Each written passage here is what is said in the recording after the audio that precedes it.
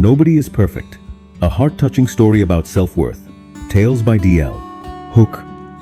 They called her slow and sloppy. The old farmer just smiled and said, "Walk the long path with me tomorrow."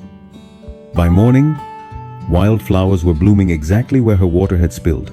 Not perfect, purposeful. Maya did not quit because work was hard. She paused when people stared. At 21, she had a gentle tremor in her right hand from mild cerebral palsy. Most days, you would miss it. But when she carried a full watering can, the tremor turned into a tiny splash, then a dotted trail. And people noticed. She took a weekend job at Meadowline Farm, a city plot that fed the neighborhood pantry. Raised beds, a small hoop house, a few fruit trees, and a white farmhouse with peeling paint. On the first morning, the crew lead, Troy, tossed her a dented metal can. "East Trail needs water," he said. "Do not flood the seedlings." Maya nodded, set her shoulder, and tried to keep steady. 10 steps in, the can sloshed. A few drops kissed the dirt behind her. By the time she reached the first bed of baby lettuces, she could feel him watching. Arms crossed, a smirk loaded. "You are losing half your water." "Kid," Troy called, "we watering the plants or the path?" Maya swallowed the sting, tightened her grip, and kept going. Tap, tap, tap. Every few feet, another dot of wet earth. By lunch, her forearms burned, and her heart felt worse. On her way to the sink, an old man in a straw hat waved her over. Wiry, sun-leathered, hands that belonged to the soil. Everyone called him Mr. Green, the original owner who still showed up at sunrise. "You ran the East Trail?" he asked. Maya's voice was small. "Yeah, I spilled." Mr. Green squinted down the path and smiled like he knew a secret. "Good. Come early tomorrow. Walk with me." Next morning, the sky was the color of peaches. He handed her the same dented can. "Fill to here," he said, tapping just below the top. "Then we take the long way. It will drip again." Maya said, "Uh-huh." He nodded. "Keep your normal pace. Do not fix a thing." They moved along the fence line, past the hoop house and a bare shoulder of soil curving behind the beds. The can did what it always did in Maya's right hand. Tap, tap, tap. She started to apologize. Mr. Green stopped her with a nod. "Look down," he said. The ground along the curve was darker than the rest. Cool, evenly damp. A few green freckles broke the brown 2 leaves here. 3 there, then a dozen more. "Seedlings," she breathed. "Native wildflowers," he said. "Last month I pressed seed into this shoulder. Too far for the hose. Too delicate for the truck. A blast would lift them out. Slow water. A little every day that sticks." Maya stared at the seedlings, then at the dotted line she had made. "You planned for me to spill. I planned for somebody's can to leak." He chuckled. "Most folks try to pour perfect. You brought the rain we needed drop by drop." The words hit like warm sunlight. Not perfect, purposeful. When Troy arrived, he saw the damp curve and the freckles of green. "Why is that side wet?" "Because she watered it," Mr. Green said. "We are piloting a slow drip shoulder to bring up the natives." "With a broken can?" Troy snorted. "With the right can," Mr. Green said, "and the right person holding it." By Saturday, the freckles became a ribbon. Black-eyed Susans, coneflowers, a stubborn patch of blue flax waving like tiny flags. Bees stitched the air.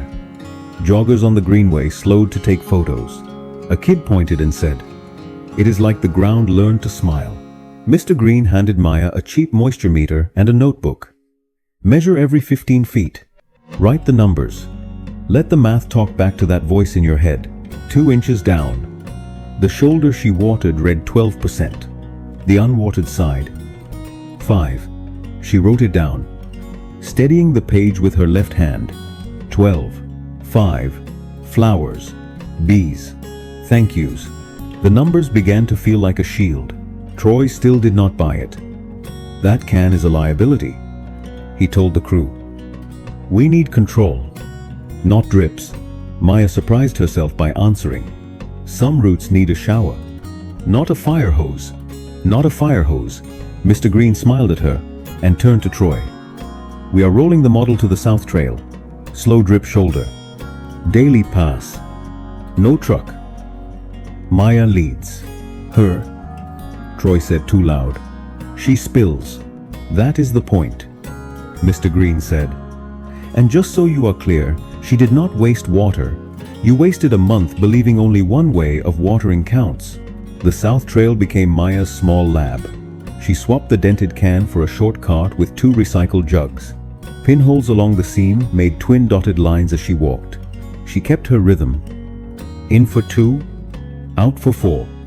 No racing, no apology. The cart handle fit better in her left hand. Her right rested on top and trembled as always. Now, it simply tapped time. By week 2, the south trail grew the same thin ribbon. Green to color, to humming life. Photos hit the city's page. A neighborhood teacher brought students to count pollinators. Someone painted a not perfect purposeful sign and set it by the trailhead. People started saying hello to Maya first. At month's end, the pantry weighed a bumper harvest from beds protected by those ribbons. The board gave Mr.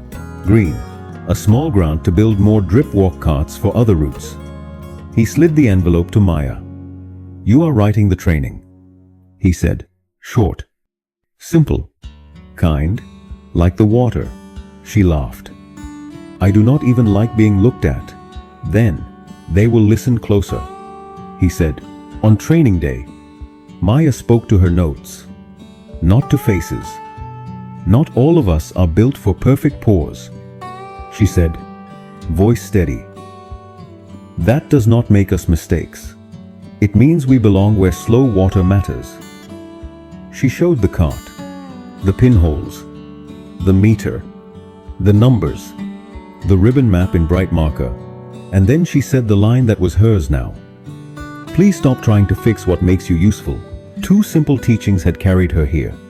From Jesus, let your yes be yes and your no be no. She learned to say a quiet yes to the part of her that was real and repeatable each day, instead of pretending to be perfect. From the Buddha, mind precedes all things. She learned that when the mind reframed the crack, it was no longer a verdict. It became a path to serve. Here is the part you came for. You are not a cracked pot to hide on a shelf. You are a tool waiting for the right job, a rhythm waiting for the right song, a gentle shower in a world that only celebrates fire hoses. In the wrong place, your difference looks like a leak. In the right place, it looks like a garden. If you are ready to try, start where the ground is thirsty. Walk one small path every day. Let your difference do what it does gently, honestly, on purpose. Measure the change. And when the flowers show up, do not say it was an accident. It was you, exactly as you are, not perfect, purposeful. If this story helped you exhale, like the video, share it with one person who needs hope, and subscribe to Tales by DL for more quiet wins. Be patient, stay grateful, keep moving forward.